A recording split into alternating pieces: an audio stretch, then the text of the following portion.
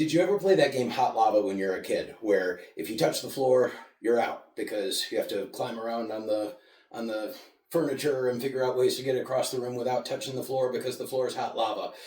That's how I think we kind of treat falls when they happen with the people that we're caring for, is like the floor is hot lava. And we have to stop people from being on the ground. And I get that. Falls are super scary. A lot of the times when caregivers get injured, it's because they're trying to stop someone from falling. They're trying to catch them. And that's a really hard thing to do, because a lot of times I'll be, maybe with my arm around the person, walking them, or just by their side or on the gate belt. And so suddenly there's a slip, something happens, and I have to yank with my bicep or try to come around here. I'm at an awkward angle. My back is bad. I'm using little muscles instead of big muscles. Everything can go wrong there. But we don't need to put ourselves at risk while we do that. The floor is not hot lava.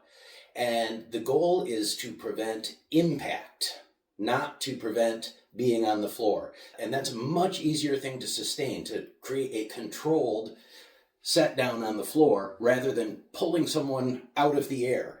I want to use my old friend the kettlebell here to make the point, okay? So if I have my kettlebell here, and that's my person, this is only 25 pounds. But if I drop this here, and I'm not gonna because I have a tile floor and I don't want to break it, and that's just 25 pounds.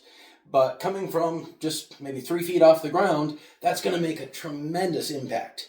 And we don't like that. If I've got this person by my side or wherever they may be positioned, and instead of reaching to them, I pull them to me, now I slide down. I let the weight, because I can't hold this up here all day, right? Especially when there's a lot of moving parts. So if instead of trying to pick it up, I work with gravity, hold the person close to me where I'm strong, and slide down to the ground with them, and control that descent, I can put that kettlebell down on the ground nice and soft. Then we can get up, because neither one of us is injured.